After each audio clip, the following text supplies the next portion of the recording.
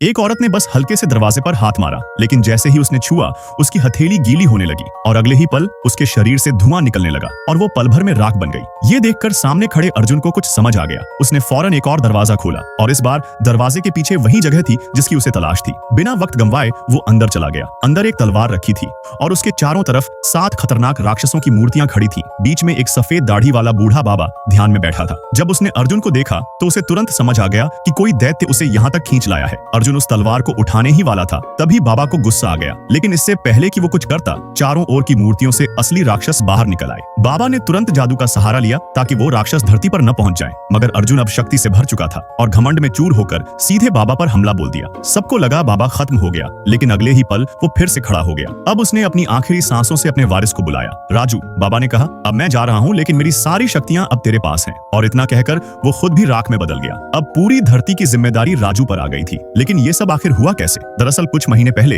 राजू को अनाथालय से एक दंपति गोद लेकर अपने घर ले आए थे। सब कुछ ठीक चल रहा था, घर में प्यार था, सुकून था। वहीं दूसरी तरफ एक और लड़का था, रणबीर, जो सिर्फ ताकत के पीछे पागल था। उसने एक लड़की सिम्मी को आगे भेजा ताकि वो उसके लिए रास्ता देखे, लेकिन जैसे ही सिम्मी आगे बढ़ी, वो एक पल में राख बन गई। उधर राजू को गलती से एक अजीब सी ताकत मिल गई और जल्द ही वो इंटरनेट पर वायरल होने लगा। एक दिन एक बड़ा सा बस ब्रिज से गिरने वाली थी। अंदर बैठे लोग मौत के करीब थे। राजू ने झटपट एक गद्दा निकाला और चिल्लाया, घबराओ मत, आराम से कूदो। लोग पहले तो शॉक में थे, लेकिन फिर बस नीचे गिरने लगी। और जैसे ही वो गिरी, राजू ने अपनी पिछली ताकत से सबको पकड़ लिया। सब बच गए, मगर तभी रिपोर्टर से बात करते हुए रणबीर वहां पहुंच गया। उसने कहा, अपनी ताकत मुझे दे दो, वरना खुद बर्बाद हो जाओगे। राजू ने मना किया और अगले ही पल वो उड़कर दूर जा गिरा। उसे चील की तरह उठाकर सीधा एक मंदिर में ले जाया गया, जहां रणबीर ने अनगिनत राक्षसों को बाहर निकाला ताकि राजू की शक्तियां छीन सके। तभी उसके दोस्त वक्त रहते आ गए और उसे वहां से निकाल लाए। लेकिन ज्यादा दूर नहीं पहुंचे थे कि रणबीर फिर से उनके पीछे आ गया। उसने और भी दानव बुला लिए। अब राजू के सामने 2 रास्ते थे, या तो भागे या सबके लिए खुद को कुर्बान करे।